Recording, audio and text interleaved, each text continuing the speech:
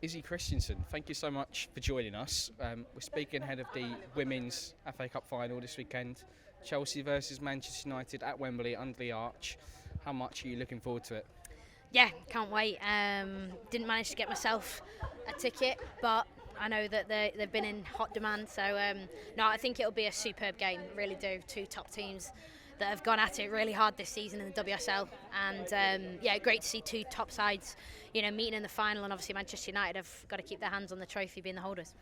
Speaking of Manchester United, we just saying to Gilly, like this time last year, they lost Mary Earps, lost Katie Zellum, lost a lot of big players. What have you made of the job Mark Skinner's done there this season? Because I think at the start of the season, a lot of the people, a lot of fans might not have expected them to finish in the top three and be in Champions League next year. Yeah, I think Mark Skinner's done a terrific job. He's steadied the ship, he's evolved his playing style, he's tweaked things. I think this season he probably knew that he needed to maybe take the handbrake off a little bit in order to try and be a little bit more creative in the final third and look less rigid. I think that's fair to say, and I think they've been superb. They've looked more fluid. Got some really exciting, forward players on the pitch. They play with almost like one lesser defensive-minded player on the pitch now. They've got the likes of Ella Toone and Grace Clinton who are released into midfield, and they can sort of go and attack and be free, whereas they've now got this defensive security behind them to mop up anything. I think the two centre-backs have been exceptional. I think the full-backs have been brilliant. Gabby George and Jade Riviere and Sandberg that's come on and made up the minutes either side of right and left back. So I think they've looked really, really good, intense, aggressive, nasty to play against, and they're going to need to put in one more massive performance in order to beat Chelsea on the weekend. And a lot of young players or players with plenty of potential there at the minute. You mentioned Toone and Clinton. How impressed have you been with them this season? And two big players potentially for the Lionesses this summer as well. Yeah, massive. And I think one of the first things that both players have probably had to accept is that they're not going to play every week, and that's part of being in a big team. How you manage that is up to you, and ultimately if you manage it well, you'll play. And we've seen Mark Skinner use a number of midfield combinations all season.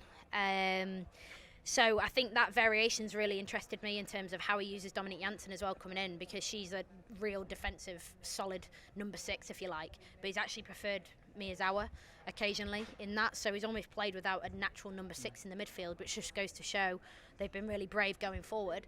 They've not scored as many goals this season as they did last season, but I would say they've probably been easier on the eye to watch in terms of their attacking play. So I just think there's a lot of options, and if you want to be a big club competing in Champions League, you have to have options. And Chelsea as well.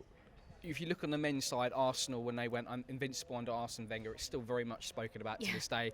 Lots of Arsenal legends still talking about it most weeks on talkSPORT and various other media stations. So they should be. I'm looking at you, Ray Parlour. Massive achievement. But for a team of Chelsea to be the first team that has ever gone the year unbeaten in the WSL, for them, like, what does it say about these players that now they're going to be in the history books and talked about for the rest of their careers and rest of their lives? Yeah, it's massive, and you as a player with an elite winning mentality, you always think about what's next. You want to win, you want to do things, but then immediately your brain switches. What's next? What else can I go and do? And you hear stories of Pep Guardiola, when he's won the league 4 times in a row, and then they've secured the league, and then he's thinking, no, what next? Okay, we break a record, we go and beat the most points tally or whatever it is. Like, there's always records there to be broken, and that Chelsea team this season in particular, they've really gone after it, and I think what an achievement domestically, and they've got one more to go to make it the domestic treble. And if you are Sonia Bonpastor, how do you make it better next year then? Is it just simply winning that Champions League? I think it is, but I think maybe this season, if I'm really honest, they've, maybe in the media it's been focused upon too much in terms of Chelsea have got the squad and they should win the Champions League. But if you look at the men's Champions League, it's not always the best team that wins it.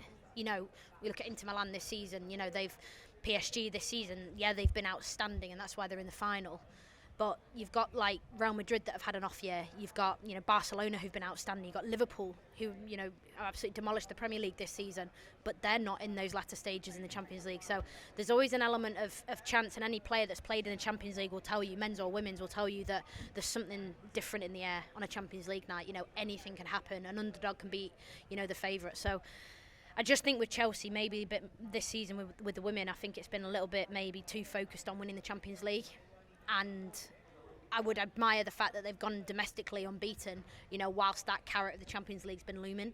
But they haven't won it. So next season it's like, okay, how do you make the squad better without maybe focusing too much on the end goal? So, yeah, it'll be interesting to see how they evolve. I think Sonia Bonpastor wants to play more of a possession-based football, high pressure. So she'll probably want to equip the players physically, especially, you know, in the off-season, to make sure that they're ready to go and employ that style of play. And now we move on to the big moment of today, the 2025 Izzy Christiansen's WSL Player of the Season Awards. Okay. First things up, Here we go. who has been your Player of the Season and why? Player of the Season. God, you've got me here.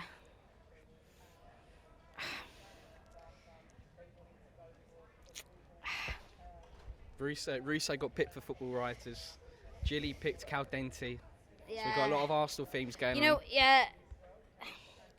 I was going to go towards Baltimore or Alessia Russo, and do you know what? I'm going to go Alessia Russo because she's English, and I love her trajectory. If I was a manager, I'd want to sign her. I think she's awesome. Still got loads of space to grow, and I think this season she's come up trumps for Arsenal, and she's been particularly impressive under Renee Slagers. And who's that one player that's been an unsung hero, or maybe gone a little bit under the radar this season and not quite got the praise or attention they maybe deserve? Ooh. I think, and I say this because I love an elite sporting mentality, and I love it to see fight in players. And I think Nikita Paris, you know, back in the England squad, you know, moved to Brighton, big move, you know, away from a bigger club, Manchester United, and she's a serial winner. And she bought into the project at Brighton. I think Daria Vidosic has got the best out of her, and I think she's just rose. I'm not going to say she's risen from, you know, being almost out, but I think she's an example to everyone that, like, don't give up. And I'd say, yeah, Nikita Paris. Who's been your young player of the season then? God, there's so many young players in the league coming through who've just been awesome. I think Olivia Smith at Liverpool, you know, to come into the league and do what she's done in the first season. I mean, Liverpool probably want to put her in a locked area over the transfer Throw window. away the key for the summer, yeah, because she's been absolutely sensational to watch. You know, absolutely rapid. You know, she set games on fire at times when Liverpool have been, you know, backs against the wall type of mentality. So yeah, I think Olivia Smith's been my standout young player of the year season. And which team has maybe surprised you this season? I think there's two. Am I allowed two? Yeah, go for it. I'll go West Ham for probably, again, rising against the odds of everyone tipping them for near relegation. It might have been me that said that. I can't remember my pre-season commitments, but no, I think they've done a terrific job. You know, Rhiannon Skinner and her staff to bring the team up to where they finished in the league, considering where they were before Christmas, is very impressive. And the other team I would say is Brighton.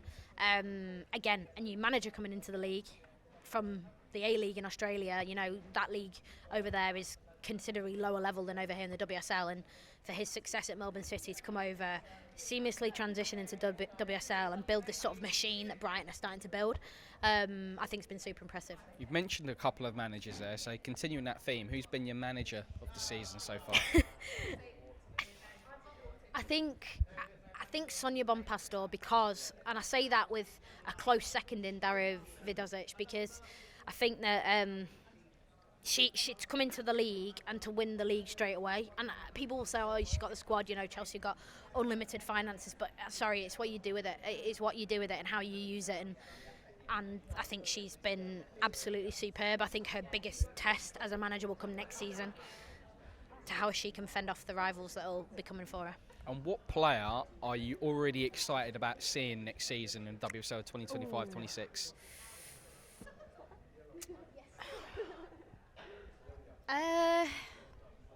Great question. I've only just wrapped up this season. I had a bit of time off, and you're already asking me about next season. No, I'm only joking.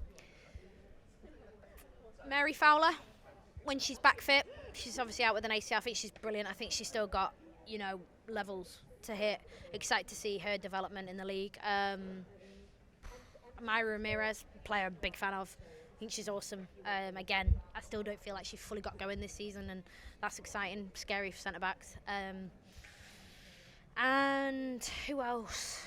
I can't think. There we go. Those two. Well, you've done an amazing job there. I love the choices and how much thought you've put into that there. But before we let you go, just finally, a couple of months away now from the Euros, how do you assess England's chances going into this summer? Yeah, I think, I would say we're in a good place as a nation. I think we've got one of the world's best managers in Sarina Wiegman in terms of knowing, not just, in the moment, but what her experience is probably, being lent on a lot at the moment in terms of how England are going to prepare for the tournament and already are preparing for the tournament. And I think players coming back into the squad's massive. Lauren Hemp, Alex Greenwood, Georgia Stanway, huge. 3 big players for the England team. And I think it's bit by bit. I think England are starting to put together the jigsaw that they want it to look like. And, a little bit like the Champions League, anything can happen. It really can. Anything can happen. But we know that we've got a very, very difficult group. And getting out of that has to be, is the first priority and then onwards. But, I think we've got one of the best tacticians in the world to guide the team, and I'm sure they'll be ready come the start of July. Well, Izzy, thank you so much for your time. It's been a pleasure speaking to you, and enjoy your evening and enjoy the summer. Thank you so much. Thank you.